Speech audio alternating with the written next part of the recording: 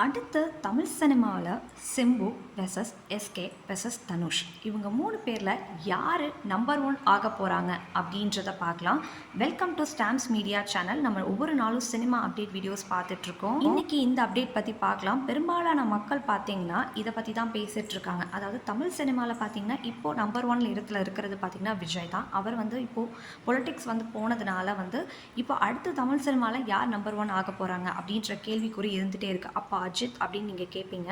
அஜித் பார்த்தீங்கன்னா ரேசிங் அப்படின்ற இன்ட்ரெஸ்ட்டில் போயிட்டுருக்காரு. அவருக்கு ஆதிக் மாதிரி ஒரு நல்ல டேரக்டர் குட் பேட் அக்லி மாதிரியான படம் கொடுத்தா தான் அவருடைய படம் ஹிட் ஆகுது. மற்றபடி அவருடைய படமும் பெருசாக ஹிட் ஆகுறது இல்லை. அதனால் அஜித் இந்த இதில் எடுத்துக்க முடியுமா அப்படின்றது ஒரு கொஷின் மார்க் தான். ஆனால் அஜித் கண்டிப்பாக ஒரு நல்ல மனிதர். அவரும் நம்பர் 1 இடத்துல தான் இருக்கார். ஆனால் அடுத்த ஜென்ரேஷனில் யார் ஆக போகிறா அப்படின்ற கொஷின் மார்க் தான் இருந்துகிட்டே இருக்குது. ரஜினி கமல் அப்படின்னு நீங்கள் கேட்பீங்க. ரஜினி கமல் அஃப்கோர்ஸ் சினிமாவில் இருக்க தான் செய்கிறாங்க. ஸோ ரஜினி சார்லாம் அஃப்கோர்ஸ் நம்பர் 1 தான் இருக்கார்.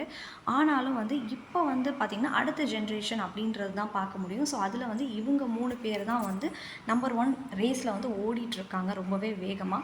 தொடர்ந்து இவங்களுடைய படங்களும் வெற்றி அடைஞ்சிட்ருக்கு. அது மட்டும் இல்லாமல் ரசிகர்களும் அதிகமாக இருக்காங்க. ஃபஸ்ட்டு சிம்பு எடுத்துக்கிட்டிங்க அப்படின்னா அவருடைய படங்கள் எங்கெங்கே வெற்றி அடைஞ்சிச்சு அப்படின்னு கேட்டாலும் அவருக்கு இன்ஸ்டாகிராமில் இருக்கக்கூடிய ஃபாலோவர்ஸ் எக்கச்சக்கங்க. சொல்லப்போனால் தமிழ் சினிமாலேயே அதிக ஃபாலோவர்ஸ் இருக்கக்கூடிய ஒரு ஹீரோனா அது சிம்பு தான். அவ்வளோ ரசிகர்கள். ஸோ லாஸ்ட்டாக பார்த்தீங்கன்னா தக்லைஃப் ஆடியோ லான்ச்சில் கூட கமல் சாருக்கு வந்த கரகோஷத்தை விட சிம்பு சாருக்கு வந்த கரகோஷம் ரொம்ப ரொம்ப அதிகம். அப்படி அவர் எந்திரிச்சோன்னா அரங்கமே அதிர்ந்துருச்சு. ஸோ அந்த அளவுக்கு அவ்வளோ ரசிகர்கள் அவருக்கு இருக்காங்க. ஸோ நல்ல படம் மட்டும் கொடுத்தாருனா ஈஸியாக நம்பர் 1 இடத்துல போய் உட்காந்துருவார். அந்த அளவுக்கு இவருக்கு ஃபேன்ஸ் இருக்காங்க. அவருடைய படங்கள் ஓடலைனாலும்.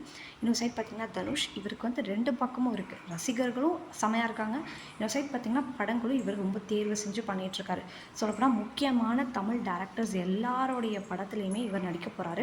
இவருடைய லைனப்ஸ் பார்த்திங்கன்னா ஒரு 10 படங்கள் கிட்ட இருக்குது அப்படின்னு சொல்லப்படுது. அந்த 10 படங்களுமே பெரிய பெரிய டேரக்டர்ஸ் லாஸ்ட் ஹிட்ஸ் கொடுத்தா பெரிய பெரிய டேரக்டர்ஸோடு இவர் ஒர்க் பண்ண போகிறாராம். ஸோ கண்டிப்பாக பார்த்துக்கோங்க.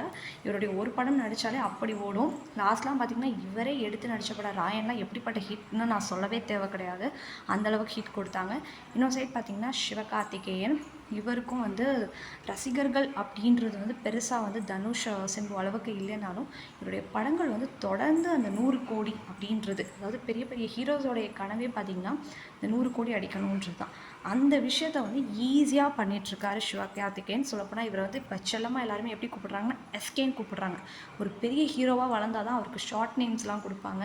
ஸோ அந்தளவுக்கு இவர் பெரிய ஹீரோவாக வளர்ந்ததுனால மட்டுமே தான் இவர் எஸ்கே அப்படின்னு சொல்லி சந்தோஷமாக அவருடைய ரசிகர்கள் கூப்பிட்றாங்க. இப்போதைக்கு மக்கள் கருத்துப்படி யார் நம்பர் 1 ஆக போகிறாங்க அப்படின்னு பார்த்தீங்கன்னா இதுக்கு நிறைய வாய்ப்பு இருக்கிறதுக்கு தனுஷ்க்கு இருக்குது ஃபஸ்ட்டு பொசிஷனில்.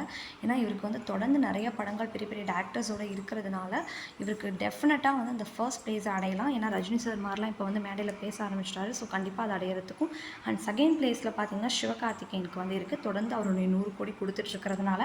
இன்னொரு சைட் பார்த்திங்கன்னா சிம்புக்கு இருக்குது. அவர் மட்டும் படம் மட்டும் சூப்பராக கொடுத்துட்டாருன்னா அவர் தாங்க ஃபர்ஸ்ட் பிளேஸு.